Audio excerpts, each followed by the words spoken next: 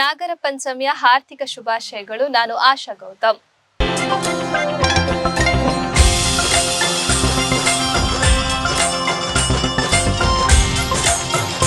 ಶ್ರಾವಣ ಮಾಸದ ಶುಕ್ಲ ಪಕ್ಷ ಪಂಚಮಿಯಂದು ಆಚರಿಸುವ ನಾಗರ ಪಂಚಮಿ ನಾಗದೇವತೆಗಳ ಆರಾಧನೆ ಜೊತೆಗೆ ಸಹೋದರ ಸಹೋದರಿಯರ ಬಾಂಧವ್ಯ, ಪ್ರಕೃತಿ ಮತ್ತು ನಮ್ಮ ಪರಂಪರೆಯನ್ನು ಸಿಂಪಡಿಸುವ ನಾಗರ ಪಂಚಮಿ ವಿಶೇಷ ಕಾರ್ಯಕ್ರಮವಾಗಿದೆ. ಹಾಗಾದರೆ ನಾಗದೇವರ ಆಶೀರ್ವಾದ ನಮ್ಮೆಲ್ಲರ ಮೇಲೆ ಇರಲಿ ಅಂತ ಪ್ರಾರ್ಥಿಸೋಣ.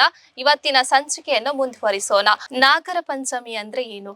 ನಾಗರ ಪಂಚಮಿಯ ಮಹತ್ವವೇನು? ಸಂತಾನ ಭಾಗ್ಯ ಇಲ್ಲದ ದಂಪತಿಗಳಿಗೆ ನಾಗದೇವರಿಗೆ ಹರಕೆ ಹೊತ್ಕೊಂಡ್ರೆ ಸಂತಾನ ಭಾಗ್ಯ ದೊರಕುತ್ತದೆ ಎನ್ನುವುದು ಜನರ ನಂಬಿಕೆ. ಹಾಗಾದ್ರೆ ಅದರ ವಿಶೇಷತೆ ಏನು? ಯಾತಕ್ಕೋಸ್ಕರ ದಂಪತಿಗಳು ಸಂತಾನ ಭಾಗ್ಯಕ್ಕೋಸ್ಕರ ನಾಗದೇವರ ಮೊರೆ ಹೋಗ್ತಾರೆ? ಎಲ್ಲವನ್ನ ತಿಳ್ಕೊಂಡು ಬರೋಣ. ವೀಕ್ಷಕರೇ, ಇವತ್ತು ನಾಗವನದ ಅರ್ಚಕರಾದ ಕಿರಣ್ ಗಣೇಶ್ ಆಡಿಗ ಅವರು ನಮ್ಮ ಜೊತೆ ಇದ್ದಾರೆ. ಸರ್, ನಾಗರ ಪಂಚಮಿದ ಹಾರ್ದಿಕ ಶುಭಾಶಯಗಳು ಸರ್. ಸರ್, ನಾಗರ ಪಂಚಮಿ ಅಂದ್ರೆ ಏನು ಸರ್? ಇದರ ವಿಶಿಷ್ಟತೆ ಏನು? ನಾಗರ ಪಂಚಮಿ ಅಂತ ಹೇಳಿದ್ರೆ ನಮ್ಮ ಈ ತುಳುನಾಡಿನ ಪರಂಪರೆಯಲ್ಲಿ ನಾಗ ಅಂತ ಹೇಳುವಂತ ಒಂದು ಪ್ರಾಧಾನ್ಯತೆ, ಎಲ್ಲಾ ಕ್ಷೇತ್ರಗಳಲ್ಲಿ ಆರಾಧನೆ ಮಾಡುವಂತ ಪದ್ಧತಿ. ಹಾಗೆಂತ ಹೇಳಿದ್ರೆ ಈ ನಾಗ ಅಂತ ಹೇಳುವಂತದ್ದು ನಾಗರಾಜ ಅಂತ ಹೇಳ್ತೇವೆ, ಅಥವಾ ನಾಗರಾಜ ಅಥವಾ ನಾಗಯಕ್ಷಿ, ನಾಗ ಪರಿವಾರ ದೇವತೆಗಳು ಅಂತ ಹೇಳುವಂಥದ್ದು. ಈ ನಾಗ ಅಂತ ಹೇಳಿದ್ರೆ ಪರಶುರಾಮ ಕಡಲಿನಿಂದ ಕೇರಳಂ ಸೃಷ್ಟಿಸು ಅಂತ ಹೇಳುವಂತ ಒಂದು ಐತಿಹ್ಯ ಉಂಟು. ಆ ಸಮಯದಲ್ಲಿ ನಾಗನನ್ನ ಆರಾಧನೆ ಮಾಡ್ಲಿಕ್ಕೋಸ್ಕರ ವಿಶೇಷವಾಗಿ ನಾಗರಾಜ ಸ್ವಾಮಿಯ ಆಧೀನದಲ್ಲಿದ್ದಂತ ಈ ಭೂಮಿಯನ್ನ ಆ ಪರಶುರಾಮ ಜನವಾಸಕ್ಕೋಸ್ಕರವಾಗಿ ತೆಗೆದಂತ ಸಮಯದಲ್ಲಿ ವಿಶೇಷವಾಗಿ ಇನ್ನು ಮುಂದೆ ನನ್ನ ಈ ಮಣ್ಣಲ್ಲಿ ನನ್ನನ್ನು ಆರಾಧನೆ ಮಾಡ್ಬೇಕಂತೇಳಿ ನಾಗರಾಜ ಸ್ವಾಮಿ ಒಂದು ಆಗ್ರಹ ಇರ್ತದೆ. ಅದೇ ಪ್ರಕಾರವಾಗಿ ನಮ್ಮ ಈ ತುಳುನಾಡಿನಲ್ಲಿ, ಈ ಕೇರಳೀಯ ಅದೇ ರೀತಿಯಲ್ಲಿ ಈ ತುಳುನಾಡಿನಲ್ಲಿ ನಾವು ನಾಗರಾಧನೆಯನ್ನ ಮಾಡುವಂಥದ್ದು ನಮ್ಮ ಸಂಕಲ್ಪ. ಸಂತಾನ ಭಾಗ್ಯ ಇಲ್ಲದ ದಂಪತಿಗಳಿಗೆ ನಾಗದೇವರಿಗೆ ಹರಕೆ ಹೊತ್ಕೊಂಡ್ರೆ ಸಂತಾನ ಭಾಗ್ಯ ದೊರಕುತ್ತದೆ ಅಂತ ಹೇಳುದು ಎಲ್ಲರ ನಂಬಿಕೆ.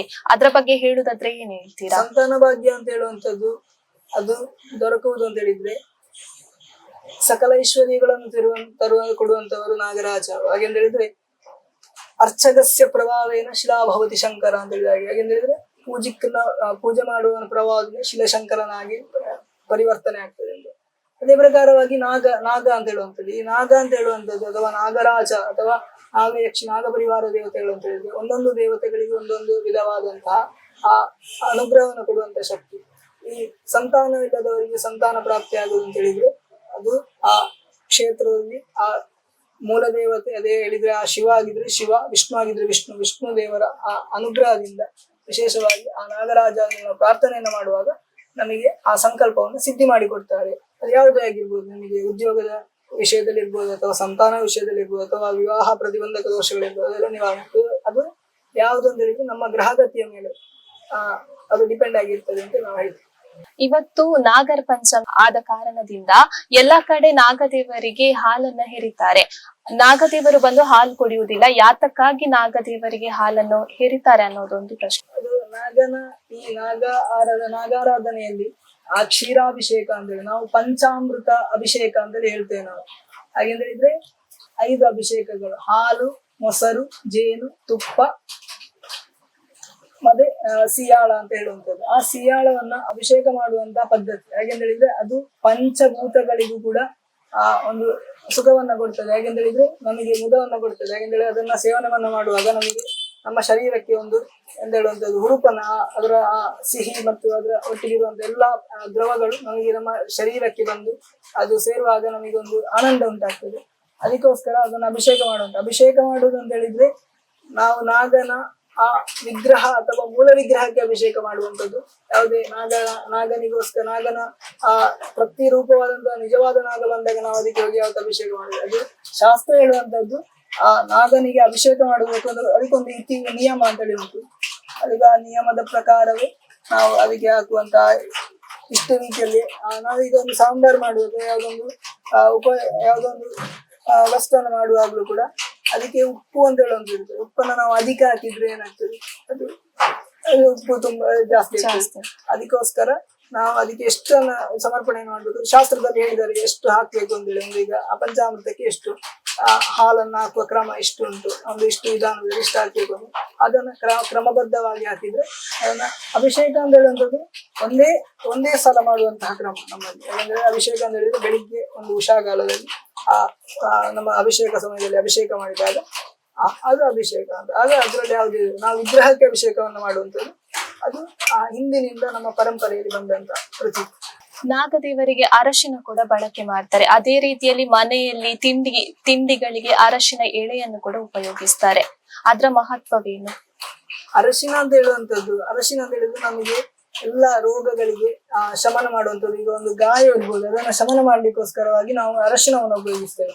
ಅರಶಿನ ಅಂತ ಹೇಳುವಂಥದ್ದು ಆಯುರ್ವೇದದಲ್ಲಿ ನಮಗೆ ಇದು ಬರುವಂಥದ್ದು. ಅದೇಂತ ಹೇಳಿದ್ರೆ ನಾವು ಅರಶಿನವನ್ನ ಉಪಯೋಗಿಸ್ತೇವೆ.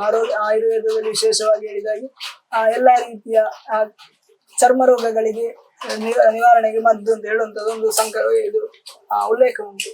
ಅದೇ ರೀತಿಯಲ್ಲಿ ಯಾವುದೇ ರೀತಿಯ ನಮಗೆ ಯಾವ್ದಾದ್ರು ತುರಿಕೆಗಳು ಅಥವಾ ಯಾವ್ದಾದ್ರು ಈ ಚರ್ಮ ಸಂಬಂಧಿ ದೋಷಗಳೆಲ್ಲ ಬಂದ್ರೆ ಅದಕ್ಕೋಸ್ಕರ ನಾವು ಆ ಸಮಯದಲ್ಲಿ ನಾವು ಅರಶಿನ ಹುಡಿಯನ್ನ ಹಾಕಿ ಅದನ್ನ ಇದು ಮಾಡುವಂತಹ ಕ್ರಮ. ಅದೇ ರೀತಿಯಲ್ಲಿ ನಾಗನಿಗೂ ಕೂಡ ನಾಗನ ಬಿಂಬಕ್ಕೆ ವಿಶೇಷವಾಗಿ ಚೈತನ್ಯವತ್ತಾದ ಬಿಂಬಕ್ಕೆ ವಿಶೇಷವಾಗಿ ನಾವು ಹರಿದ್ರಾಚೂರ್ಣ ಹಾಗೆಂದ್ರೆ ಅರಶಿನ ಹುಡಿಯನ್ನು ಹಾಕುವಾಗ ಆ ಭವರೋಗಗಳು ಅಥವಾ ಚರ್ಮ ವ್ಯಾಧಿಗಳು ಇದೆಲ್ಲ ನಿವಾರಣೆ ಆಗ್ತದೆ ಅಂತ ಒಂದು ವಿಶ್ವಾಸ. ಎಲ್ಲ ದೇವತೆಗಳಿಗೂ ಕೂಡ ದೇವಿಗೂ ಅದೇ ರೀತಿಯಲ್ಲಿ ನಾಗನಿಗೂ ಕೂಡ ಹರಿದ್ರಾಚೂರ್ಣ ಅಂತ ಹೇಳುವಂಥದ್ದು ತುಂಬಾ ಪ್ರಾಮುಖ್ಯತೆ ಪಡೆಯುತ್ತೆ. ನಾಗರ ಪಂಚಮಿಯ ಹೊತ್ತು ಉಪವಾಸ ಮಾಡುವಂತ ಕ್ರಮ ಇದೆ. ನಾಗರ ಪಂಚಮಿಯ ಹೊತ್ತು ಉಪವಾಸ ಮಾಡುವ ಅದ್ರ ಹಿಂದಿನ ಮಹತ್ವವೇನು? ನಾವು ಪ್ರಧಾನವಾಗಿ ವಿಶೇಷವಾಗಿ ಹೇಳುವುದಾದ್ರೆ ಈ ಉಪವಾಸ ಅಂತ ಹೇಳುವಂತಹ ಪರಿಧಿಗೆ ಹೋದ್ರೆ ತುಂಬಾ ತರಹದ ಉಪವಾಸಗಳು ಬರ್ತದೆ. ಯಾಕೆಂತ ಹೇಳಿದ್ರೆ ನಿಮ್ಮ ಏಕಾದಶಿ ಉಪವಾಸ ಇರ್ಬೋದು ಅಥವಾ ಇನ್ನಿತರ ಉಪವಾಸಗಳೆಲ್ಲ ಇರ್ತದೆ. ಅದೇ ಏಕಾದಶಿ ಉಪವಾಸದಲ್ಲಿ ನಿಮಗೆ ಯಾವುದೇ ಆಹಾರಗಳನ್ನು ಉಪವಾಸ ಅಂತ ಹೇಳಿದ್ರೆ ಯಾವುದೇ ಅಕ್ಕಿಯಿಂದ ಮಾಡಿದಂತ ವಸ್ತುಗಳನ್ನು ತಿನ್ನಬಾರ್ದು ಅಂತ ಹೇಳಿ. ನಾಗರ ಪಂಚಮಿಯ ಹೊತ್ತು ಕೂಡ ಕೆಲವರು ಅದು ಅನುಷ್ಠಾನ ಮಾಡಿಕೊಂಡು ಬರುವವರು ಇರ್ತಾರೆ. ಈ ನಾಗರ ಆರಾಧನೆ ಅದಕ್ಕೋಸ್ಕರ ಸಂಕಲ್ಪ ಸಿದ್ಧಿಗೋಸ್ಕರವಾಗಿ ಅನುಷ್ಠಾನವನ್ನು ಮಾಡುವವರು ಇರ್ತಾರೆ. ಆ ಸಮಯದಲ್ಲಿ ಅವರು ಅದನ್ನು ಅನುಷ್ಠಾನದಲ್ಲಿ ಮಾಡುವಾಗ ನಿಮಗೆ ಆ ಉಪವಾಸ ಅಂತ ಹೇಳುವಂಥದ್ದು. ಹಾಗೆಂದ್ರೆ ಆ ಅಕ್ಕಿಯಿಂದ ಮಾಡಿದಂಥ ವಸ್ತುಗಳನ್ನೇ ಯಾವುದನ್ನು ತಿನ್ನುವುದಿಲ್ಲ. ಅವರು ಗೋಧಿ ಅಥವಾ ಇನ್ನಿತರ ಧಾನ್ಯದಿಂದ ಮಾಡಿದಂಥ ವಸ್ತುಗಳನ್ನು ಮಾತ್ರ ತಿನ್ನುವುದು ಅಂತೇಳಿ ಉಪವಾಸ ಅದು ಮಾಡುವುದು ಅವರವರ ವೈಯಕ್ತಿಕ ಆಸಕ್ತಿ, ಹೇಗೆ ನಿಮಗೆ ಮಾಡುವಂಥದ್ದು ಅಥವಾ ಅವರ ಹಿಂದಿನ ಹಿರಿಯರು ಮಾಡಿಕೊಂಡು ಬಂದಂತ ಪದ್ಧತಿಯನ್ನು ಅವರು ಅನುಸರಿಸ್ತಾರೆ. ಅದು ಮಾಡಬೇಕು ಅಂತ ಹೇಳುವಂಥದ್ದು ಅವರ ಯಾರು ಮಾಡ್ಬೇಕು ಅಂತ ಹೇಳಿ ಮನಸ್ಸನ್ನು ಚಿತ್ತಿರ್ತದೆ ಅವರು ಮಾಡ್ಬೋದು ಅಥವಾ ಮಾಡದೇ ಇರ್ಬೋದು. ಅಂದ್ರೆ ಉಪವಾಸ ಅಂದ್ರೆ ಮೊದಲೇ ನಾವು ನಿಶ್ಚಿತ ಮಾಡಿ ಇರ್ಬೇಕಾ? ಅಂದ್ರೆ ನಾಗರ ಪಂಚಮಿ ಅವತ್ತೇ ನಿಶ್ಚಿತ ಮಾಡ್ಬೋದಾ? ಅಲ್ಲ, ಉಪವಾಸ ಅಂತ ಹೇಳುವಂಥದ್ದು ನಮ್ಮ ಈ ಅನುಷ್ಠಾನದ ಪ್ರಕಾರ ನಮ್ಮ ಹಿರಿಯರು ಹೇಗೆ ಹೇಳಿಕೊಟ್ಟಿದ್ದಾರೆ. ಈಗ ನಾಗಾರಾಧನೆಯಲ್ಲಿ ಉಪವಾಸ ಅಂತ ಹೇಳುವಂಥದ್ದು ನಾಗನಿಗೆ ಸೋಮವಾರ ಅಂತ ಹೇಳುದು ಉಪವಾಸ. ಆ ದಿವಸ ಯಾವುದೇ ನೈವೇದ್ಯಗಳಿಲ್ಲ, ಅಭಿಷೇಕಗಳಿಲ್ಲ ಅಂತ ಒಂದು ಸಂಕಲ್ಪ ಈ ತುಳುನಾಡಿನಲ್ಲಿ ನಾವು ನೋಡಿದ್ದೇವೆ. ಅದೇ ರೀತಿಯಲ್ಲಿ ಅಮಾವಾಸ್ಯೆ ಏಕಾದಶಿ ಅವತ್ತು ಯಾವುದೇ ನಾಗರಾಜ ಸ್ವಾಮಿಗೆ ಅಭಿಷೇಕ ಇರುವುದಿಲ್ಲ. ಅದೇ ರೀತಿಯಲ್ಲಿ ನಿಮ್ಮ ನೈವೇದ್ಯಗಳು ಯಾವುದು ಇರುವುದಿಲ್ಲ. ಆ ಸಮಯದಲ್ಲಿ ಈ ಉಪವಾಸ ಅಂತ ಹೇಳುವಂಥದ್ದು ಮನುಷ್ಯನ ಈ ಒಂದು 48 ದಿವಸ ವ್ರತ ಅಂತ ಹೇಳಿ ನಾವು ಈಗ ಮಾಡುವಂಥದ್ದು ಅದು ಉಪವಾಸ.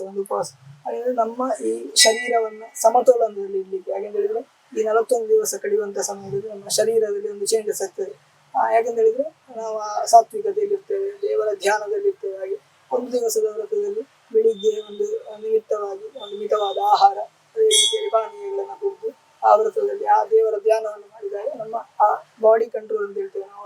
ನಮ್ಮ ಶರೀರದ ಎಲ್ಲ ಅಂತ ಹೇಳುವಂಥದ್ದು ಬಾಡಿ ಪಾರ್ಟ್ಸ್ ಆರ್ಗನ್ಸ್ ಎಲ್ಲ ಕೂಡ ಆ ಎಲ್ಲ ಅಂಗಗಳು ಒಂದು ಚಂದದಲ್ಲಿ ಇರುವಂತಹ ಒಂದು ಪಾಸಿಟಿವ್ ಎನರ್ಜಿಯನ್ನು ಕೊಡುವಾಗ ನಮಗೆ ಆ ವ್ರತದ ಆ ದೇವರ ವಿಶೇಷವಾದಂತಹ ದಿವ್ಯ ಚೈತನ್ಯವನ್ನು ಹೋಗಿ ನಾವು ನಮಸ್ಕಾರ ಮಾಡಿ ಅಥವಾ ಆ ಕ್ಷೇತ್ರಕ್ಕೆ ಹೋಗಿ ಬಂದಾಗ ನಮಗೆ ಆ ದೇವರ ಅನುಗ್ರಹ ಪ್ರಾಪ್ತಿ ಆಗ್ತದೆ. ಅದೇ ರೀತಿಯಲ್ಲಿ ಅದು ನಮಗೆ ಪ್ರಸಾದ ರೂಪದಲ್ಲಿ ಕೂಡ ಕರುಣಿಸ್ತಾರೆ ಅಂತ ವಿಶೇಷವಾಗಿ ಅದರ ಒಂದು ಸಂಕಲ್ಪ.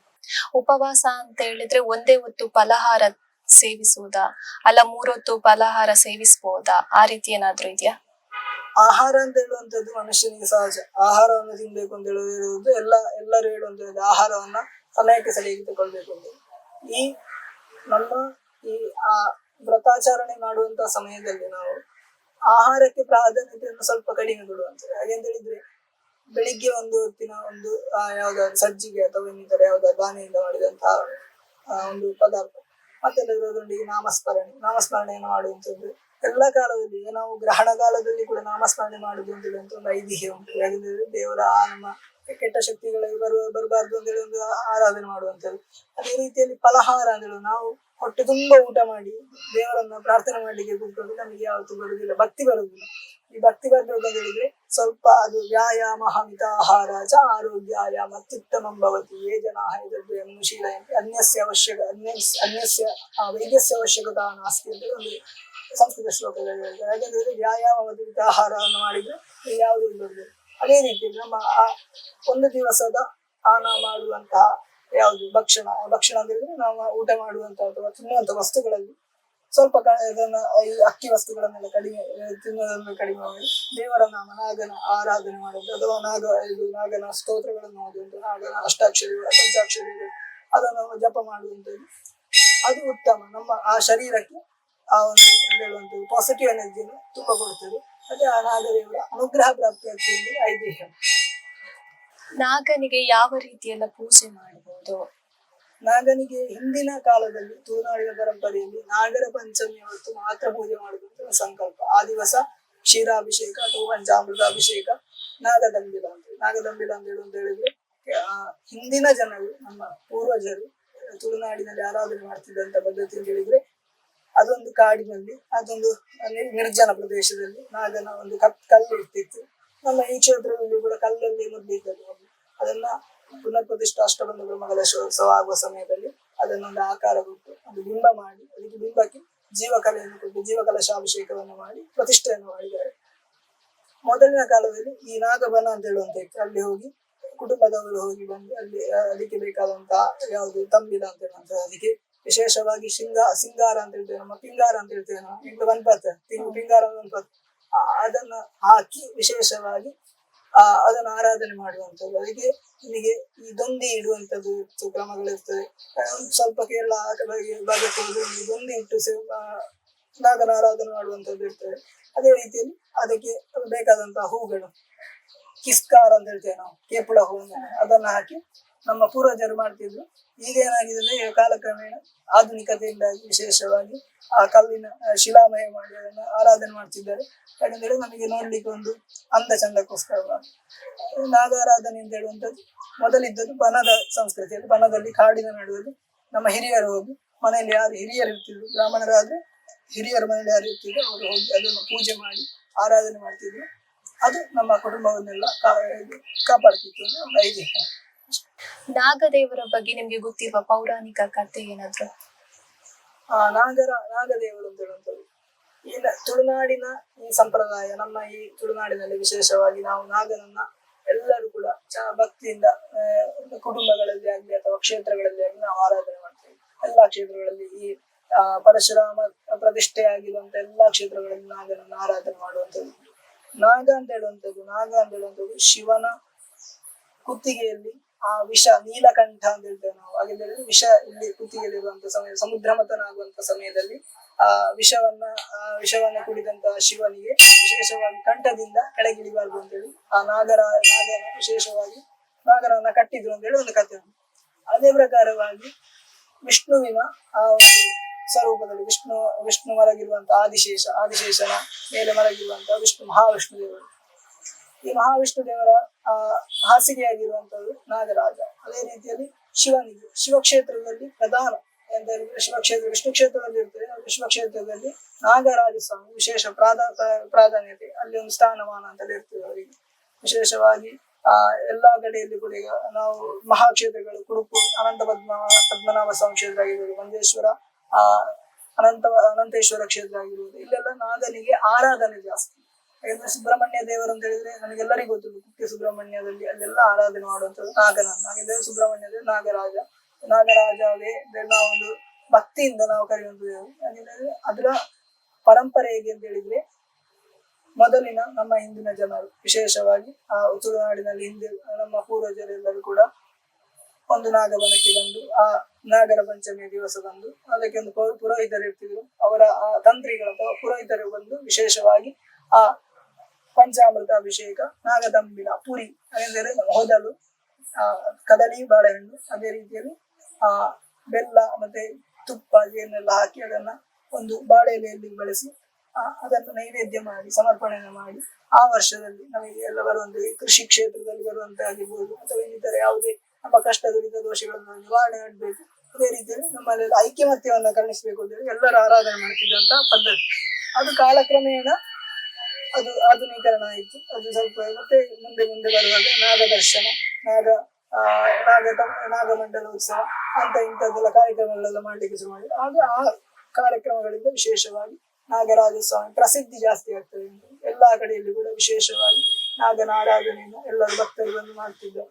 ಅದೇ ರೀತಿಯಲ್ಲಿ ಅದು ನಮ್ಮ ಈ ತುಳುನಾಡಿನಲ್ಲಿ ಈ ಪರಶುರಾಮನ ಈ ಸೃಷ್ಟಿಯಲ್ಲಿ ಮಣ್ಣಿನಲ್ಲಿ ಅದಕ್ಕೆ ಒಂದು ಒಳ್ಳೆಯ ಒಂದು ಪ್ರಾಮುಖ್ಯತೆ ಉಂಟಾಗಿದೆ. ಅದು ಶಕ್ತಿ, ನಾಗಶಕ್ತಿ ಅಂದ್ರೆ ನಾಗ ಅಂದ್ರೆ ನಾಗನಟಿ ರಕ್ತೇಶ್ವರಿ, ನಾಗ ಇದ್ರೆ ನಾಗನಟಿ ರಕ್ತೇಶ್ವರಿ ಇರ್ತದೆ, ಅಥವಾ ಯಾವ್ದಾದ್ರು ಒಂದು ದೈವಗಳ ಅಥವಾ ಯಾವ್ದಾದ್ರು ಒಂದು ಇರ್ತದೆ, ಗಣಗಳಿರ್ತವೆ, ನಾಗಗುಳಿಗ ಯಾವ್ದಾದ್ರು ಒಂದು ಇರ್ತದೆ. ಅದನ್ನು ನಮ್ಮ ಹಿಂದಿನಿಂದ ನಮ್ಮ ಪೂರ್ವಜರು ಎಲ್ಲರೂ ಕೂಡ ಆರಾಧನೆಯನ್ನು ಮಾಡಿಕೊಂಡು ಬರ್ತಿದ್ದಾರೆ. ಅದೇ ರೀತಿಯಲ್ಲಿ ನಾವು ನೋಡಿದಾದ್ರೆ ಎಷ್ಟೋ ವರ್ಷಗಳ ಹಿಂದೆ ಕೂಡ ಈ ನಾಗಾರಾಧನೆಯನ್ನ ಎಷ್ಟೋ ಜನ ಮಾಡದೆ ಹೋದಂತವರು ಇಲ್ಲೂ ಕೂಡ ಬಂದು ನಮ್ಮ ನಾಗ ಎಲ್ಲಿ ಉಂಟು ಅಂತೇಳಿ ಹುಡುಕಿ ಬಂದು ಹುಡುಕಿ ಅದನ್ನು ಆರಾಧನೆ ಮಾಡುವಂತಹ ಪದ್ಧತಿ ಉಂಟು. ಹತ್ತಿರದಲ್ಲಿ ಒಬ್ಬರದ್ದು ನಮ್ಮ ಇಲ್ಲಿ ಸೋಮೇಶ್ವರದ ಕಡಲ ತೀರದಲ್ಲಿ ಬಿದ್ದಿದ್ದ ನಾಗನ ಕಥೆ ಉಂಟು. ಮೊದಲಿನ ಕಾಲದಲ್ಲಿ ಉಪೇಕ್ಷಿಸಿ ಹೋದಂತ ಕಲ್ಲು ಅದು ಮತ್ತೆ ಪ್ರಶ್ನಾಚಿಂತನೆ ಮಾಡುವಾಗ ಸೋಮೇಶ್ವರದಲ್ಲಿ ಉಂಟು ಅಂತ ಹೇಳಿ ಅದನ್ನು ಮತ್ತೆ ತಕೊಂಡು ಹೋಗಿ ಅದನ್ನು ಪ್ರತಿಷ್ಠೆ ಮಾಡಿದಂತ ಕಥೆಗಳು. ಹಾಗಿರುವಾಗ ಎಲ್ಲಾ ಐತಿಹ್ಯಗಳನ್ನು ನೋಡಿದ್ರೆ ಎಲ್ಲರಿಗೂ ಮೂಲ ಅಂತ ಹೇಳುವಂತ ನಾಗ. ನಾಗ ಅಂತ ಹೇಳಿದ್ರೆ ನಾಗರಾಜಾಯ ವಿದ್ಮಹೆ ಪದ್ಮಹಸ್ತಾಯ ಧೀಮಹಿ ತನ್ನೋ ವಾಸಿಗೆ ಪ್ರಚೋದಯ ಒಂದು ಮಂತ್ರ ಉಂಟು. ಈ ಮಂತ್ರದ ಆ ಪ್ರಯುಕ್ತವಾಗಿ ಎಲ್ಲರೂ ಪೂಜೆ ಮಾಡುವಂಥದ್ದು. ಅಥವಾ ಯಾವುದೇ ಒಂದು ದೇವತೆಗಳಾಗ್ಲಿ ಆ ದೇವತೆಗಳ ಚೈತನ್ಯ ಅಂತ ಹೇಳುವಂಥದ್ದು. ಈಗ ಸೋಮನಾಥ ಅಂತ ಹೇಳುವಂತ ಸೋಮನಾಥ ಅಂತ ಹೇಳೋ ಸಂಕಲ್ಪ ಇಲ್ಲಿ ಸೋಮನಾಥ ಅಂತ ಹೇಳುವಂತ ಸಂಕಲ್ಪ ಅಂತ ಹೇಳಿದ್ರೆ 9 ಮಾಗಣೆಗಳಿಗೆ ಸೋಮನಾಥ ಒಂದು ವ್ಯಾಪ್ತಿ ಇರ್ತದೆ. ಈ ಸೋಮನಾಥನ 9 ಮಾಗಣೆಗಳಿದ್ರೆ ಸಾಧಾರಣ ಇಲ್ಲಿ ಬೀಸಿರೋದು ಅಲ್ಲಿವರೆಗೆ ಈ ಸೋಮನಾಥನ ವ್ಯಾಪ್ತಿ. ಅದೇ ರೀತಿಯಲ್ಲಿ ಆರಾಧನೆಯನ್ನು ನಾವು ಮಾಡಿಕೊಂಡು ಹೋಗುವಂಥದ್ದು. ಆರಾಧನೆಯಲ್ಲಿ ಕೆಲವೊಂದು ವ್ಯತ್ಯಾಸಗಳಿರ್ಬೋದು. ಹಿಂದಿನ ಕಾಲದಲ್ಲಿ ಬೇರೆ ಕ್ರಮಗಳಿರ್ಬೋದು, ಈಗಿನ ಆಧುನಿಕ ಕಾಲದಲ್ಲಿ ಸ್ವಲ್ಪ ವ್ಯತ್ಯಾಸಗಳ ಕ್ರಮಗಳಿರ್ಬೋದು. ಆದ್ರೆ ಅದರ ಪ್ರಧಾನ ಭಕ್ತಿ ಪ್ರಧಾನ ಅಂತ ಹೇಳುವಂಥದ್ದು ನಾವು ಮರಿಬಾರದು. ಯಾವುದು ಭಕ್ತಿಯನ್ನ ನಾವು ಭಕ್ತಿಯಿಂದ ಅನಾದನನ್ನು ಆರಾಧನೆ ಮಾಡುವಂಥದ್ದು ಈಗಿನ ಪರಿಸ್ಥಿತಿಗೆ ಬೇಕು ಆ ರೀತಿಯಲ್ಲಿ ಆರಾಧನೆ ಮಾಡಬೇಕು. ನಾಗನಿಗೂ ನಾಗ ಸರ್ಪಕ್ಕೂ ಇರುವ ವ್ಯತ್ಯಾಸ. ಈ ನಾಗ ಅಂತ ಹೇಳುವಂತ ಸಂಕಲ್ಪ, ನಾಗ ಅಂತ ಹೇಳಿದ್ರೆ ನಾವು ಈ ಕ್ಷೇತ್ರದಲ್ಲಿ ಒಂದು ಆಲಯ ಗಟ್ಟಿಯಲ್ಲಿ ಒಂದು ಆಕಾರವನ್ನು ಕೊಟ್ಟು ವಿಶೇಷವಾಗಿ ಮಾಡಿರುವಂತದ್ದು ನಾಗ ಅಂತ ಹೇಳಿ ನಾವು ನಾಗ ಅಂತ ಹೇಳಿ. ಸರ್ಪ ಅಂತ ಹೇಳಿದ್ರೆ ಸರ್ಪಕ್ಕೆ ಒಂದು ಲಕ್ಷಣಗಳು ಉಂಟು. ಹಾಗೆ ಅಂತ ಹೇಳಿದ್ರೆ ಈ ಹಳದಿ ಗೋಧಿ ಬಣ್ಣದಲ್ಲಿರುವಂತಹ ಒಂದು ವರ್ಣದಲ್ಲಿ ಅದರಲ್ಲಿ ಆ ಹೆಡೆಯನ್ನು ಬಿಚ್ಚಿ ಹೀಗೆ ನಿಲ್ಲುವಾಗ ಅದು ಆ ಗೋಧಿ ಬಣ್ಣದಲ್ಲಿ ಅದು ಪ್ಯೂರ್ ಗೋಧಿ ಅಂತ ಹೇಳ್ತೇವಲ್ಲ ನಾವು, ಶುದ್ಧ ಗೋಧಿ ವರ್ಣದಲ್ಲಿ ಇದ್ರೆ ಅದನ್ನ ನಾಗ ಅಂತ ಹೇಳ್ತೇವೆ. ಈಗ ಕಾಳಿಂಗ ಸರ್ಪ ಅಂತ ಹೇಳುವಂಥದ್ದು ಅದು ಕಪ್ಪು ಅಂತ ಹೇಳ್ತೇವೆ ನಾವು, ಕಪ್ಪು ಬಣ್ಣದಲ್ಲಿ ಇರುವಂಥದ್ದು. ಈ ನಾಗ ಅಂತ ಹೇಳುವಂಥದ್ದು ನಾಗರಾಜ ಅಂತ ಹೇಳಿದ್ರೆ ಅದು ನಮ್ಮ ಈ ವೇದಗಳಲ್ಲಿ ಹೇಳಿರುವಂಥದ್ದು. ಹಾಗೆ ಆಶ್ಲೇಷ ಬಲಿಯ ಕ್ರಮದಲ್ಲಿ ಆ ಪುಸ್ತಕದಲ್ಲಿ ಎಲ್ಲ ಹೇಳ್ತಾರೆ ನಾಗರಾಜ ಅಂದ್ರೆ ಅದೊಂದು ಸಂಕಲ್ಪ ನಮಗೆ ದೇವರ ಅಂತ ಹೇಳುವಂತ ಒಂದು ಹೆಸರಿಗೋಸ್ಕರ ನಾಗರಾಜ ಬರ್ತದೆ. ಹಾಗೆ ಅನಂತೋ ನಾಮ ಅನಂತ ಅಂತ ಹೇಳ್ತೇವೆ. ಅದರಲ್ಲಿ ಸುಮಾರು ನಾಗಗಳಲ್ಲಿ ತುಂಬಾ ತರಹದ ನಾಗಗಳು ಉಂಟು. ನಾವು ಈ ಆಶ್ಲೇಷ ಬಲಿ ಅಂತ ಹೇಳಿ ಮಾಡುವಂತಹ ಕಾರ್ಯಗಳು ನಾವು ಎಷ್ಟೋ ನಾಗಗಳನ್ನ ಕರಿತೇವೆ. ನಾವು ಎಷ್ಟೋ ನಾಗಗಳ ಹೆಸರು ಹೇಳ್ತೇವೆ. ಈಗ ಹುಲಿಕಾಯನ್ಮ, ಸರ್ಪಾಯನ್ಮ, ಅನಂತಾಯನ್ಮ ಆಗಿರುವಂತಹ ಹಲವಾರು ನಾಗಗಳ ಹೆಸರನ್ನು ಹೇಳಿ ನಾವು ಅವರಿಗೆ ಆ ಬಲಿಯನ್ನು ಕೊಡುವಂತ. ಅದೇ ರೀತಿಯಲ್ಲಿ ಸರ್ಪ ಅಂತ ಹೇಳುವಂತದ್ದು, ಸರ್ಪ ಅಂತ ಹೇಳಿದ್ರೆ ನಮಗೆ ಸಂಸ್ಕೃತದಲ್ಲಿ ಸರ್ಪ ಅಂತ ಹೇಳಿದ್ರೆ ಹಾವಿಗೆ ಇನ್ನೊಂದು ಹೆಸರು ಸರ್ಪ. ಸರ್ಪ ಅಂತ ಹೇಳಿದ್ರೆ ನಮಗೆ ಅದು ಆರಾಧನೆ ಮಾಡುವಾಗ ನಾವು ನಾಗರಾಜ ಅಂತ ಹೇಳಿ ಈ ಊರಿನಲ್ಲಿ ನಾಗರಾಜ ಅಂತ ಹೇಳಿ. ಅದೇ ರೀತಿಯಲ್ಲಿ ಬೆಂಗಳೂರು ಆಶೀರ್ವಾದದಲ್ಲಿ ನಾಗಪ್ಪ ಅಂತ ಹೇಳಿ ಹೇಳ್ತಾರೆ. ಕೇರಳದಲ್ಲಿ ಹೋದ್ರೆ ನಾಗರಾಜ ಅಂತ ಹೇಳ್ತಾರೆ, ಅಥವಾ ಯಕ್ಷಿ ಅಂತ ಹೇಳ್ತಾರೆ ನಾಗ ಪರಿವಾರಗಳಲ್ಲಿ. ಅದು ಒಂದೊಂದು ಕಡೆಯಲ್ಲಿ ಒಂದೊಂದು ನಾಗನ ಆರಾಧನೆಯಲ್ಲಿ ಅದನ್ನು ನಾಗಾರಾಧನೆ ಅಂತ ಹೇಳುವಂಥದ್ದು, ಸರ್ಪಾರಾಧನೆ ಅಂತ ಯಾರು ಹೇಳಿದ್ರು. ಅದು ನಮ್ಮ ಇಲ್ಲಿಯ ಒಂದು ಪರಂಪರೆ. ಅಂದ್ರೆ ನಾಗಾರಾಧನೆ ಅಂದ್ರೆ ನಾಗ ಅಂದ್ರೆ ಒಂದೊಂದು ಹೆಸರು. ನಮ್ಮ ನಾವು ನಾಗರಾಜ ಓಂ ನಮೋ ನಾಗರಾಜ ಅಂತ ಹೇಳುವಂಥದ್ದು ಅದನ್ನ ಯಾರು ಸರ್ಪ ಅಂತ ಹೇಳಿದ್ರು. ಸರ್ಪ ಅಂತ ಹೇಳುವಂಥದ್ದು ಯಾವಾಗ ಅಂತ ಹೇಳಿದ್ರೆ ಸಂಧಿ ಶಾಂತಿ ಹವನಗಳು ಅಥವಾ ಇದ್ರಲ್ಲಿ ಆಯಂಗವು ಪ್ರಶ್ನೆ ರಕ್ಷಣೆ ಸನ್ಮಾದ ಇದರಂ ಜಪೆನ್ಸುವ ಸರ್ಪ ಎನ್ಮ ಅಂತ ಹೇಳಿ ನಾವು ಹೇಳುವಂಥದ್ದು. ನಾಗರಾಜನಿಗೆ ಸರ್ಪ ಅಂತ ಹೇಳುವಂತ ಬರುದಿಲ್ಲ. ನಾವು ಹೇಳುವಾಗೆಲ್ಲ ಮಂತ್ರಗಳಲ್ಲಿ ಹೇಳುವಾಗ ಇದೆ ಓಂ ನಮೋ ಭಗವತಿ ಕಾಮರೂಪಿಣಿ ಮಹಾಬಲಾಯ ನಾಗಾಧಿಪತಿ ಅನಂತಾಯ ಅಷ್ಟೇ ಹೇಳುವಂಥದ್ದು. ಅದು ನಮ್ಮ ಐತಿಹ್ಯ. ಅದರಿಂದ ಈ ನಾಗನ ಆರಾಧನೆಯಲ್ಲಿ ಹೇಗೆಲ್ಲ ಬರ್ತದೆ. ಈಗಿನ ಪೂಜಾ ವಿಧಾನಗಳು ಉಂಟು. ಪೂಜಾ ವಿಧಾನ ಅಂತ ಹೇಳಿದ್ರೆ ಹಿಂದಿನಿಂದ ಮಾಡಿಕೊಂಡು ಬಂದಂತಹ ಆ ಒಂದು ಕರ್ಮಾಂಗಗಳು ಅದನ್ನು ಮಾಡುವಾಗ ಈ ನಾಗ ಅಂತೇಳಿ ನಾವು ಇಲ್ಲಿ ಈ ತುಳುನಾಡಿನಲ್ಲಿ ನಾವು ಆರಾಧನೆ ಮಾಡೋದು. ಸರ್ಪ ಅಂತ ಹೇಳಿ ಹೇಳುವಂಥದ್ದು ಅದನ್ನ ನೋಡಿದಾಗ ಸರ್ಪ ಅಂತ ಹೇಳುವಂಥದ್ದು ಆ ಕಾಳಿಂಗ ಸರ್ಪ ಅಂತ ಹೇಳಿ ಏಳು ಎಡೆ ಇರ್ತದೆ ಅಂತ ಹೇಳ್ತಾರೆ. ಅದೇ ರೀತಿಯಲ್ಲಿ ನಾಗ ಅಥವಾ ಸರ್ಪ ಅಂತ ಹೇಳಿ ಸಾಧಾರಣ ಸರ್ಪ ಅಂದ್ರೆ ಒಂದು ಎಡೆ ಬಿಚ್ಚಿ ನಿಲ್ಲುವಂಥದ್ದು ಅದು ಅದೆಲ್ಲ ಒಂದೊಂದು ಐತಿಹ್ಯ. ನಾವು ನಂಬಿದ ನಮ್ಮ ನಂಬಿಕೆ ಹೇಗುಂಟು ಆ ರೀತಿಯಲ್ಲಿ ನಾವು ಹೇಗೆ ನಾವು ನಂಬ್ತೇವೆ, ನಾಗನನ್ನು ಹೇಗೆ ನಂಬ್ತೇವೆ ಆ ರೀತಿಯಲ್ಲಿ ಆ ದೇವರು ನಮ್ಮನ್ನು ಆಶೀರ್ವದಿಸ್ತಾನೆ ಅಂದ್ರೆ ಒಂದು ನಂಬಿಕೆ ಮೂಲ ನಮ್ಮ ಹಿರಿಯರು ನಂಬಿಕೊಂಡು ಬಂದಂತ ರೀತಿ. ನಾಗದೋಷದ ಬಗ್ಗೆ ಜನರಲ್ಲಿ ಇರುವ ನಂಬಿಕೆ ಹೇಗೆ? ನಾಗದೋಷ ಅಂತ ಹೇಳುವಂಥದ್ದು ಅದು ಯಾವುದು ನಮಗೆ ಅದೇ ಆಗಿ ಹುಡುಕಿಕೊಂಡು ಬಂದು ನಮಗೆ ದೋಷ ಅಂತ ಹುಡುಗಿಲ್ಲ. ನಾವು ಮಾಡಿದಂತ ಕೆಲವೊಂದು ಕೃತ್ಯ ಈಗ ಕೆಲವು ವಿಷಯಗಳು ವಿಶೇಷವಾಗಿ ಹೇಳುವುದಾದ್ರೆ ನಾವು ನಾಗಬೀದಿಯಲ್ಲಿ ಮನೆಯನ್ನ ಕಟ್ಟುವಂಥದ್ದು ಅಥವಾ ನಾಗಬೀದಿಯಲ್ಲಿ ನಮ್ಮ ಈ ಸೆಪ್ಟಿಕ್ ಟ್ಯಾಂಕ್ ಅಥವಾ ಶೌಚ ಗೃಹವನ್ನು ಮಾಡುವಂಥದ್ದು ಅದೆಲ್ಲ ತಪ್ಪು. ಯಾಕೆಂದ್ರೆ ಇದ್ರೆ ಎಲ್ಲಾ ಇದು ನಾಗಬನಗಳಲ್ಲಿ ಅಥವಾ ಎಲ್ಲಾ ನಾಗನ ಕಟ್ಟೆಗಳಲ್ಲಿ ನಾಗಬೀದಿ ಅಂತ ಹೇಳುವಂತ ಒಂದು ಸ್ಥಳಗಳಿರ್ತದೆ. ಹೇಗೆಂತ ಹೇಳಿದ್ರೆ ಆ ನಾಗ ಅದು ನೀರು ಕುಡಿಲಿಕ್ಕೆ ಒಂದು ಕೆರೆಗೆ ಹೋಗುವಂತ ಸ್ಥಳ ಇರ್ತದೆ ಅಥವಾ ನಾಗ ಒಂದು ಕ್ಷೇತ್ರಕ್ಕೆ ಹೋಗುವಂತ ಸಂಭವ ಇರ್ತದೆ.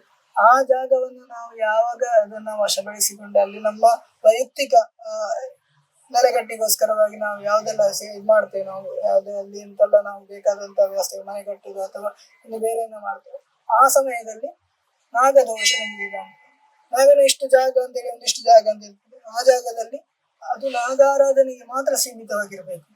ಬೇರೆ ನಾವೀಗ ಅದೇ ರೀತಿಯಲ್ಲಿ ನಾವೀಗ ಕಾಂಕ್ರೀಟ್ ಅಥವಾ ನಮ್ಮ ಈಗ ಆಧುನಿಕತೆಯನ್ನು ಮಾಡ್ಲಿಕ್ಕೆ ಹೋಗುವಂಥದ್ದು ಅದು ಮಾಡ್ಲೇಬಾರ್ದು. ಅದು ನೈಸರ್ಗಿಕವಾಗಿರ್ಬೇಕು. ಅದೇ ರೀತಿಯಲ್ಲಿ ನಾಗ ಅಂತ ಹೇಳುವಂಥದ್ದು ಅದು ಹೇಗೆ ನಾಗಾರಾಧನೆ ಪ್ರಾಕೃತಿಕವಾಗಿ ನಾವು ಆರಾಧನೆ ಮಾಡುವಂಥದ್ದು, ಆಗ ನಮಗೆ ಯಾವುದೇ ದೋಷಗಳು ಬರುವುದಿಲ್ಲ. ಮತ್ತೆ ಅದೇ ರೀತಿಯಲ್ಲಿ ನಾಗನನ್ನ ಕೊಲ್ಲುವಂಥದ್ದು. ನಾವು ಯಾವುದೋ ಒಂದು ಕೆಲಸ ಮಾಡ್ತಿರ್ತೇವೆ, ಆ ಸಮಯದಲ್ಲಿ ನಾಗರ ಹಾವು ಬರುವಂಥದ್ದು. ಆ ಸಮಯದಲ್ಲಿ ನಾವು ಆದಷ್ಟು ತುಂಬಾ ಯೋಚನೆಯನ್ನು ಮಾಡಿ ಅದನ್ನು ಈಗ ಯಾವುದೋ ಒಂದು ಹಾವು ಈಗ ಗೊತ್ತಿಲ್ಲದ ಪರಿಚಯ ಇಲ್ಲದ ಹಾವು ಬಂತು, ಒಂದು ಸಲ ನಾವು ಅದನ್ನ ಕೊಲ್ತೇವೆ. ಅದೇ ರೀತಿ ಒಂದು ನಾಗರ ಹಾವು ಬಂತು, ಅದನ್ನ ನಾವು ಬಡ್ದು ಕೊಲ್ಲೋದು ಅಥವಾ ಅದನ್ನ ಹಿಡಿದು ನಾವು ಕೊಂದು ಲಾಸ್ಟ್ ಅದಕ್ಕೆ ಪೆಟ್ರೋಲ್ ಅಥವಾ ಈ ತರ ಯಾವ್ದಾದ್ರು ಹಾಕಿ ಅದನ್ನ ಹಿಂಸೆ ಮಾಡುದು ಅದು ಮಾಡಬಾರ್ದು. ಎಲ್ಲ ಕಡೆಯಲ್ಲಿ ಹೇಳುವುದೇ ನಿಮಗೆ ಯಾವಾಗ್ಲೂ ನಾವು ಕೂಡ ಅಷ್ಟಾದಶ ಪುರಾಣೇಶು ವ್ಯಾಸಸ್ಯ ವಚನದ್ವಯಂ ಪರೋಪಕಾರ ಪುಣ್ಯಾಯ ಪಾಪಾಯ ಪರಪೀಡ. 18 ಪುರಾಣಗಳಲ್ಲಿ ಹೇಳುದು ವ್ಯಾಸರ ವಚನಗಳೆರಡು, ಪರೋಪಕಾರದಿಂದ ಪುಣ್ಯವು ಪರಪೀಡನೆಯಿಂದ ಪಾಪ ಬರಬೇಕು. ಈಗ ಆಕ್ಚುಲಿ ಯಾವ್ದೋ ಒಬ್ಬರು ಪರ್ಸನ್ಗೆ ನಾವೀಗ ಯಾವ್ದೊಬ್ಬರ ವ್ಯಕ್ತಿಗೆ ನಾವು ಬಂದು ಗೊತ್ತಿಲ್ಲದೆ ವಿಷಯ ಇಲ್ಲದೆ ನಾವು ಹೊಡಿತೇವೆ, ಅದು ನಾವು ಮಾಡೋದು ತಪ್ಪು. ಯಾರಿಗೂ ಕೂಡ ನಾವು ನೋವನ್ನು ಮಾಡಬಾರ್ದು. ಅದೇ ರೀತಿ ನಾಗನಿಗೂ ಕೂಡ ನಾಗಬೀದಿ ಅಥವಾ ನಾಗ ಹೋಗುವಂತ ಸ್ಥಳಗಳಿರ್ತದೆ, ಅದನ್ನೆಲ್ಲ ನಾವು ಭದ್ರವಾಗಿ ಚಂದದಲ್ಲಿ ಅದಕ್ಕೆ ಬೇಕಾದಷ್ಟು ಸ್ಥಳವನ್ನು ಬಿಟ್ಟು ನಮ್ಮ ಯಾವುದೇ ಕೆಲಸವನ್ನು ಮಾಡಿದ್ರು ಯಾವುದೇ ನಾಗದೋಷ ಬರುವುದಿಲ್ಲ.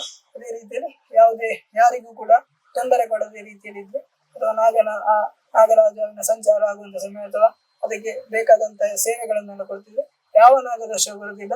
ನಾಗದೋಷ ಅಂತ ಹೇಳುವಂಥದ್ದು ಬರುವಂತ ಸಾಧ್ಯತೆ ತುಂಬಾ ಇರ್ತದೆ. ಹಾಗೆಂತ ಹೇಳಿದ್ರೆ ನಾವು ಸ್ಥಳದಲ್ಲಿ ಹಿಂದಿನವರು ಮಾಡಿದಂತ ದೋಷಗಳಿರ್ತದೆ, ಅದಕ್ಕೆ ಪರಿಹಾರಗಳಿರ್ತದೆ. ಆಶ್ಲೇಷವಾಗಿ ಕೊಡುವಂಥದ್ದು, ಸಾಮೂಹಿಕವಾಗಿ ಆಶ್ಲೇಷವಾಗಿ ಕೊಡುವಂಥದ್ದು ಅಥವಾ ಆ ಕ್ಷೇತ್ರಕ್ಕೆ ಹೋಗಿ ವಿಶೇಷವಾಗಿ ಸೇವೆಯನ್ನು ತಂಬಿಲ ಸೇವೆ ಅಂತ ಕೊಡುವ. ಅದರಿಂದ ಆ ದೋಷಗಳ ಸಾಧ್ಯತೆಗಳ ದೋಷ ಬರುವಂತಹ ಘೋರತೆ ಇರ್ತದೆ ಅದು ತುಂಬಾ ಕಡಿಮೆ ಆಗ್ತದೆ ಅಂತ ಒಂದು ಐತಿಹ್ಯ. ಅದನ್ನ ನಾವು ಸಾಧಾರಣ ಈ ಕ್ಷೇತ್ರಗಳಲ್ಲಿ ಆಗಿರ್ಬೋದು ಅಥವಾ ಇಲ್ಲಿ ಆರಾಧನೆ ಮಾಡುವಂತ ಸಮಯದಲ್ಲಿ ಹೋಗಿ ಸೇವೆಯನ್ನು ಕೊಟ್ಟರೆ ಅದರ ದೋಷದ ಪ್ರಭಾವ ತುಂಬಾ ಕಡಿಮೆ ಆಗ್ತಾ ಬರ್ತದೆ ಅಂತ ಹೇಳ್ತಾರೆ ಅಂತ ವಿಶೇಷವಾಗಿ ನಮ್ಮ ಹಿರಿಯರು ಹೇಳಿದಂತ ಪ್ರಕಾರ. ನಾಗನಿಗೂ ನಾಗ ಸಂಪಿಗೆಗೂ ಇರುವ ಮಹತ್ವವೇನು? ನಾಗ ಸಂಪಿಗೆ ಅಂತ ಹೇಳೋದು, ನಾಗ ಸಂಪಿಗೆ ಅಂತ ಒಂದು ಪುಷ್ಪ.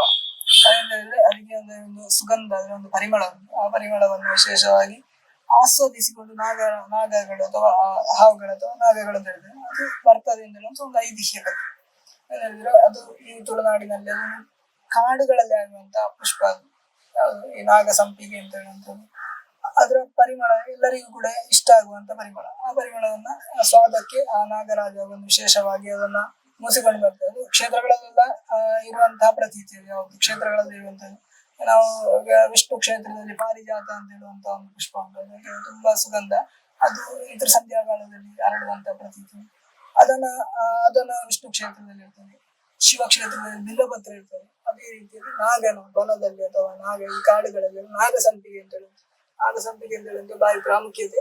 ಆ ನಾಗನಿಗೆ ವಿಶೇಷವಾಗಿ ಪುಷ್ಪಾಂಜಲಿ ಅಥವಾ ಅಲಂಕಾರವನ್ನು ಮಾಡುವಾಗ ಆ ನಾಗ ಸಂಪಿಗೆಯನ್ನು ಇಟ್ಟು ಆರಾಧನೆ ಮಾಡುವಂತಹ ಪ್ರತೀತಿ ಹಿಂದಿನಿಂದಲೂ ಬಂದಿದೆ, ಈಗಲೂ ಆಗ್ತಾ ಉಂಟು. ಅದೇ ರೀತಿಯಲ್ಲಿ ಕೆಲವೊಂದು ದೇವರಿಗೆ ಇಷ್ಟವಾದಂತ, ಈಗ ದುರ್ಗಾದೇವಿ ಅಂದ್ರೆ ನಾವು ಸಪ್ತಶತಿ ದುರ್ಗಾ ನಮಸ್ಕಾರ ಪೂಜೆ ಮಾಡುವಾಗ ಕೇಪುಳ ಹೂ ಅಂತ ಹೇಳ್ತೇವೆ, ಅದಕ್ಕೆ ಇಸ್ಕಾರ ಅಂತ ಹೇಳ್ತೇವೆ, ಅದನ್ನ ಹಾಕ್ತೇವೆ. ವಿಶೇಷವಾಗಿ ಆ ಬಿಲ್ಲಪತ್ರೆ, ಅದೇ ರೀತಿಯಲ್ಲಿ ತುಳಸಿಯನ್ನು ಹಾಕುವಂಥದ್ದು. ಅದು ವಿಶೇಷವಾಗಿ ತುಳುನಾಡಿನಲ್ಲಿ ಮಲ್ಲಿಗೆ ಹೂವನ್ನು ಹಾಕುವಂಥದ್ದು. ಅದೇ ರೀತಿಯಲ್ಲಿ ನಾಗನಿಗೆ ನಾಗಸಂಪಿಗೆಯನ್ನು ವಿಶೇಷವಾಗಿ ಆ ದಿವಸ ನಾಗಸಂಪಿಗೆಯನ್ನು ಭಕ್ತರು ತಂದು ಸಮರ್ಪಣೆ ಮಾಡಿ ತಮ್ಮ ಅಭೀಷ್ಟಗಳನ್ನೆಲ್ಲ ಸಿದ್ಧಿ ಮಾಡಲಿಕ್ಕೋಸ್ಕರವಾಗಿ ಇದು ನಾಗಸಂಪಿಗೆ ಹೂವನ್ನು ಸಮರ್ಪಣೆ ಮಾಡ್ತಾರೆ. ಅದೇ ರೀತಿಯಲ್ಲಿ ಪಿಂಗಾರ ಅಥವಾ ಸಿಂಗಾರ ಅಂತ ಹೇಳುವಂಥ ಅದನ್ನು ಕೂಡ ತಂದು ಸಮರ್ಪಣೆಯನ್ನು ಮಾಡಿ ತಮ್ಮ ಅಭೀಷ್ಟಗಳನ್ನೆಲ್ಲ ಈಡೇರಿಸಲಿಕ್ಕೋಸ್ಕರವಾಗಿ ಪ್ರಾರ್ಥನೆಯನ್ನು ಮಾಡ್ತಾರೆ. ಇದು ಐತಿಹ್ಯ. ಅದೇ ರೀತಿಯಲ್ಲಿ ನಮ್ಮ ಈ ಕ್ಷೇತ್ರಗಳಲ್ಲಿ, ಎಲ್ಲಾ ಕ್ಷೇತ್ರಗಳಲ್ಲಿ ಆಯಾಯ ಕುಟುಂಬದವರು ಅಥವಾ ಆಯಾಯ ಸಂಬಂಧಪಟ್ಟಂತಹ ಸಂಬಂಧಪಟ್ಟಂತವರು ಎಲ್ಲರೂ ಕೂಡ ಬಂದು ಆ ನಾಗನ ಆರಾಧನೆಯನ್ನು ಮಾಡುವಾಗ ಆ ಕ್ಷೇತ್ರದಲ್ಲಿರುವಂತಹ ನಾಗನ ಚೈತನ್ಯ ವೃದ್ಧಿ ಆಗ್ತದೆ. ಅದೇ ರೀತಿಯಲ್ಲಿ ಭಕ್ತರು ಬಂದು ಹೊರಗೆ ಬಂದು ತತ್ವಮಸಿ ಅಂತ ಹೇಳುವಂತ ಒಂದು ಮಾತು, ಅಹಂ ಬ್ರಹ್ಮಾಸ್ಮಿ ತತ್ವಮಸಿ ಅಂದ್ರೆ ಒಳಗಿರುವ ದೇವರು ಹೊರಗಿರುವ ಭಕ್ತನು ಒಂದಾಗಿ തീರುವಂತ ಸಮಯ. ಆ ಸಮಯದಲ್ಲಿ ಆ ಪ್ರಸನ್ನ ಕಾಲದಲ್ಲಿ ನಾವು ಪ್ರಾರ್ಥನೆ ಮಾಡಿದರೆ ನಮ್ಮ ಅಭೀಷ್ಟಗಳು ಮನಸ್ಸಲ್ಲಿ ಯಾವುದೆಲ್ಲ ಒಳ್ಳೆಯ ಸಂಕಲ್ಪಗಳು ಎಲ್ಲ ಆ ದೇವರು ಈಡೇರಿಸಿಕೊಡ್ತಾರೆ ಅಂತ ಹೇಳುದು ನಮ್ಮ ಸಂಕಲ್ಪ. ಅದು ಎಲ್ಲ ಪುಷ್ಪಗಳ ಒಂದೊಂದು ದೇವರಿಗೆ ಒಂದೊಂದು ಪುಷ್ಪಗಳ ಪ್ರಿಯ. ಕೆಲವೊಂದು ದೇವರಿಗೆ ಇರ್ಬೋದು, ಈಗ ಭಗವತಿಗೆ ನೈವೇದ್ಯಗಳಲ್ಲಿ ಕಡುಂ ಪಾಯಸ ಅಂತ ಹೇಳ್ತಾರೆ, ಕಠಿಣ ಪಾಯಸ ಪ್ರಿಯ ಎಂದು, ಅಲಂಕಾರ ಪ್ರಿಯ ಹರಿ ಅಂತ ಹೇಳ್ತಾರೆ, ಅಭಿಷೇಕ ಪ್ರಿಯ ಹರ. ಹಾಗೆ ನಾಗನಿಗೂ ಕೂಡ ಒಂದು ಪ್ರಿಯವಾದಂತಹ ಒಂದು ಪುಷ್ಪ ಇರ್ತದೆ, ಅದು ಹಳದಿ ಬಣ್ಣದಲ್ಲಿರುವಂತಹ ನಾಗಸಂಪಿಗೆ. ಅದು ತುಂಬಾ ಮಹತ್ತರವಾದಂಥದ್ದು. ಅದನ್ನು ಆ ಪೂಜೆಯಾಗುವ ಸಮರ್ಪಣೆಯನ್ನು ಮಾಡ್ಬೇಕು ಅಂತ ಶಾಸ್ತ್ರದಲ್ಲಿ ಹೇಳ್ತಾರೆ. ತುಳುನಾಡಿನಲ್ಲಿ ನಾಗನಿಗೆ ಯಾವ ರೀತಿಯೆಲ್ಲ ಪೂಜೆ ಮಾಡ್ತಾರೆ? ತುಳುನಾಡಿನಲ್ಲಿ ಅಂತ ಹೇಳಿದ್ರೆ ನಾಗನಿಗೆ ಅಂತ ಹೇಳಿದ್ರೆ ನಾಗ ಪ್ರತಿಷ್ಠೆಯನ್ನ ಮಾಡ್ತಾರೆ. ಫಸ್ಟಿಗೆ ನಾಗನನ್ನ ಪ್ರತಿಷ್ಠೆ ಮಾಡುವುದು. ಆದ್ರೆ ಅದಕ್ಕೆ ನಾಗನಿಗೆ ಷಡಾಧಾರ ಪ್ರತಿಷ್ಠಾ ಅಂತ ಹೇಳುವಂಥದ್ದು. ಹಾಗೆ ದೇವರುಗಳಿಗೆಲ್ಲ ಷಡಾಧಾರ ಪ್ರತಿಷ್ಠಾ ಅಂತ ಹೇಳುವಂತ ಪ್ರತಿಷ್ಠಾ ಅಂತ ಷಡಂಗ ಒಂದು ವಿಷಯ ಉಂಟು, ಅದನ್ನ ಮಾಡ್ತಾರೆ. ನಾಗನಿಗೆ ಪ್ರತಿಷ್ಠಾ ಮಾತ್ರ, ಪ್ರತಿಷ್ಠಾ ಮತ್ತು ಕಲಶಗಳು ಎಷ್ಟು 108 ಕಲಶ, 28 ಕಲಶಗಳು, ಅದು ಅಲ್ಲಿಯ ಕ್ಷೇತ್ರದ ತನ್ನ ಆಚಾರ್ಯರಿಗೆ ಬಿಟ್ಟಂತ ವಿಷಯ. ಅವರು ಅದನ್ನ ಅಭಿಷೇಕ ಮಾಡ್ತಾರೆ, ಅದಕ್ಕೆ ಕಲೆಯನ್ನ ಕೊಡ್ತಾರೆ. ಕಲೆಯನ್ನು ಕೊಟ್ಟು ಪ್ರತಿಷ್ಠೆಯನ್ನ ಮಾಡಿದ ಮೇಲೆ ಅದಕ್ಕೆ ನಿತ್ಯ ಪೂಜಾ ಪದ್ಧತಿ ಇಲ್ಲ. ಸೋಮೇಶ್ವರದಲ್ಲಿ ನಿತ್ಯ ಪೂಜಾ ಪದ್ಧತಿ ಉಂಟು. ಯಾಕೆಂದ್ರೆ ಜನರಿಗೋಸ್ಕರ, ಭಕ್ತಾದಿಗಳಿಗೋಸ್ಕರ ವಿಶೇಷವಾಗಿ ನಾವಿಲ್ಲಿ ನಿತ್ಯ ಪೂಜಾ ಪದ್ಧತಿಯನ್ನು ಮಾಡ್ತೇವೆ. ನಿತ್ಯ ಪೂಜೆ ಅಂತ ಹೇಳಿದ್ರೆ ತಂಬಿಲ ಸೇವೆಯನ್ನು ಕೊಡ್ತೇವೆ. ಅದು ಯಾವಾಗ ಅಂತ ಹೇಳಿದ್ರೆ ಸೋಮವಾರ ಮತ್ತು ಅಮಾವಾಸ್ಯೆ, ಏಕಾದಶಿ ಬಿಟ್ಟು ಮತ್ತೆಲ್ಲ ದಿವಸವೂ ಕೂಡ ಸೇವೆ ಕೊಡ್ತೇವೆ. ಅದಕ್ಕೆ ವ್ಯವಸ್ಥೆ ಇಲ್ಲ ಉಂಟು ಕ್ಷೇತ್ರದಲ್ಲಿ. ಅದೇ ರೀತಿಯಲ್ಲಿ ಬೇರೆ ಈ ಕುಟುಂಬದ ಕ್ಷೇತ್ರ, ಇದು ನಾಗ ಆಗಿರ್ಬೋದು ಅಥವಾ ನಮ್ಮ ಯಾವುದೇ ವಟಾರದ ನಾಗ ಆಗಿರ್ಬೋದು ಅಥವಾ ಯಾವುದೇ ಆಗಿರ್ಬೋದು, ನಾವೇ ಬೇರೆ ಕ್ಷೇತ್ರಗಳಲ್ಲಿ ನಿತ್ಯ ಪೂಜೆ ಅಂತ ಹೇಳೋದು ನಿಷಿದ್ಧ, ಮಾಡಬಾರದು ಅಂತ ಹೇಳ್ತಾರೆ. ನಿತ್ಯ ಪೂಜೆ ಮಾಡುವಂತ ಕ್ರಮ ಇಲ್ಲ. ಅದೇ ರೀತಿಯಲ್ಲಿ ವರ್ಷದಲ್ಲಿ ಒಂದು ವಿಶೇಷವಾಗಿ ನಾಗರ ಪಂಚಮಿ ದಿವಸ ಒಂದು ಕ್ಷೀರಾಭಿಷೇಕ, ಅದೇ ರೀತಿಯಲ್ಲಿ ನಿಮಗೆ ತಂಬಿಲ ಸೇವೆ, ಪಂಚಾಮೃತ ಅಭಿಷೇಕ ಸೇವೆ ಅಥವಾ ಪಂಚಾಮೃತ ಸೇವೆಯನ್ನು ಮಾಡುವಂತೇಳಿ ಒಂದು ಪ್ರತೀತಿ ನಮ್ಮ ಇಲ್ಲಿ ಈ ತುಳುನಾಡಿನ ವಿಶೇಷವಾಗಿ. ಅದೇ ರೀತಿಯಲ್ಲಿ ಅದೇ ದಿವಸ ನಿಮಗೆ ನಾಗ ಸಂಪಿಗೆ ಹೂವನ್ನಾಗಿರ್ಬೋದು ಅಥವಾ ಇನ್ನಿತರ ಹೂಗಳು, ಸಿಂಗಾರ ಹೂ ಅಥವಾ ಅಲಂಕಾರ ಮಾಡುವಂಥದ್ದು. ಅದೇ ರೀತಿಯಲ್ಲಿ ಹರಿದ್ರಾಚೂರ್ಣ ಇದನ್ನ ಹಾಕಿ, ಅರಶಿನ ಹುಡಿಯನ್ನು ಹಾಕಿ ಅರ್ಚನೆಯನ್ನು ಮಾಡ್ತೇವೆ. ಅದಾದ ಮೇಲೆ ನಾವು ಮಂಗಳಾರತಿಯನ್ನು ಮಾಡುವುದು. ಅದೇ ಪೂಜಾ ವಿಧಾನ ಹೇಗಿರ್ತದೆ ಅದರಲ್ಲಿ ಆ ಪೂಜೆಗಳನ್ನೆಲ್ಲ ಮಾಡಿ ಆ ದಿವಸ ಮಾಡಿದ ಮೇಲೆ ಮತ್ತೆ ನಾವು ಎಲ್ಲ ಆ ದಿವಸ ಸಂಜೆ ವಿಶೇಷವಾಗಿ ನಾಗನ ಎಲ್ಲ ಅಲಂಕಾರಗಳನ್ನೆಲ್ಲ ತೆಗೆದು ನಾವು ಇಟ್ಟು ಎಲ್ಲವನ್ನು ತೆಗೆದು ಶುಚಿ ಮಾಡಿ ಎಲ್ಲ ಕ್ಲೀನ್ ಆದ ಮೇಲೆ ಎಲ್ಲ ಚಂದ ಶುಚಿಗೊಳಿಸಿ ನಾವು ಅಲ್ಲಿಂದ ಹೋಗುವಂಥದ್ದು. ಅದು ಹೋದ್ರೆ ಮತ್ತೆ ಮುಂದಿನ ನಾಗರ ಪಂಚಮಿ ಆಗುವಾಗ. ಯಾಕೋಸ್ಕರವಾಗಿ ಈ ಪಂಚಮಿಯ ಈ 2ನೇ ಪಂಚಮಿ ಮಾಸ ಪಂಚಮಿ ಅಂತ ಮಾಡಿದ್ರು ಅಂತ ಹೇಳಿದ್ರೆ, ಹೊರ ರಾಜ್ಯದಲ್ಲಿ ಅಥವಾ ಹೊರ ದೇಶದಲ್ಲಿ ಇದ್ದಂತ ಭಕ್ತಾದಿಗಳಿಗೆ ಆ ಸಮಯಕ್ಕೆ ಬರ್ಲಿಕ್ಕೆ ಆಗುದಿಲ್ಲ. ಯಾಕಂದ್ರೆ ಅವರಿಗೆ ಏನೋ ಒಂದು ಕಾರಣಗಳಿರ್ತದೆ, ಬರ್ಲಿಕ್ಕೆ ಆಗುದಿಲ್ಲ. ಆ ಸಮಯದಲ್ಲಿ ವಿನಾಕಾರಣ ಅವರಿಗೆ ಬರ್ಲಿಕ್ಕೆ ಆಗ್ಲಿಲ್ಲ, ಯಾವ ಸಮಸ್ಯೆ ಬಂದು ಅದಕ್ಕೋಸ್ಕರ ಕುಟುಂಬ ನಾಗನಿಗೆ ತಂಬಿಲ ಕೊಡ್ಬೇಕು, ಸೇವೆ ಮಾಡ್ಬೇಕು ಅಂತ ಹೇಳೋದಕ್ಕೋಸ್ಕರ ತಿಂಗಳ ಪಂಚಮಿ ಹೊತ್ತು ಬಂದು ಅವರು ಸೇವೆ ಕೊಡುವಂಥದ್ದು ಮಾಡಿಕೊಂಡು ಬಂದಿದ್ರು. ಅದೀಗ ಕೆಲವರು ಮಾಡ್ತಿದ್ದಾರೆ. ಅದನ್ನು ತಿಂಗಳ ಪಂಚಮಿ ಮಾಡ್ತಿದ್ದಾರೆ, ಅದನ್ನು ಸೇವೆಯನ್ನು ಕೊಡ್ತಿದ್ದಾರೆ. ಅದು ಆಯಾ ಕ್ಷೇತ್ರಕ್ಕೆ ಬಿಟ್ಟಂತ ಅದು ಬ್ರಹ್ಮಕಲಶ ನೈತಿಕ ನಿಶ್ಚಯದಲ್ಲಿ ನಡಾವಳಿ ಅಂತ ಬರ್ತದೆ. ಅದರಲ್ಲಿ ಅವರು ನಿಶ್ಚಯ ಮಾಡಿದ್ದಾರೆ, ಆ ಕ್ಷೇತ್ರದಲ್ಲಿ ಕರ್ಕೊಂಡು ಹೋಗ್ತಿದ್ದಾರೆ. ಪ್ರತೀತಿ. ನಮಗೆ ನಾಗರ ಪಂಚಮಿಯ ಬಗ್ಗೆ ವಿಶೇಷವಾಗಿ ಮಾಹಿತಿಯನ್ನು ತಿಳಿಸಿಕೊಟ್ಟದಕ್ಕೆ ಧನ್ಯವಾದಗಳು. ಇದಾಗಿತ್ತು ಇವತ್ತಿನ ನಾಗರ ಪಂಚಮಿ ವಿಶೇಷ ಕಾರ್ಯಕ್ರಮ. ಇಂಥದೇ ಇನ್ನೊಂದು ಕಾರ್ಯಕ್ರಮ ಜೊತೆ ನಾನ್ ಸಿಗ್ತೀನಿ. ಅಲ್ಲಿವರೆಗೂ ನೋಡ್ತಾ ಇರಿ ಅಭಿಮತ. ಇದು ಜನಮನದ ನಾಡಿ ಮಿಡಿತ. ನಮಸ್ಕಾರ.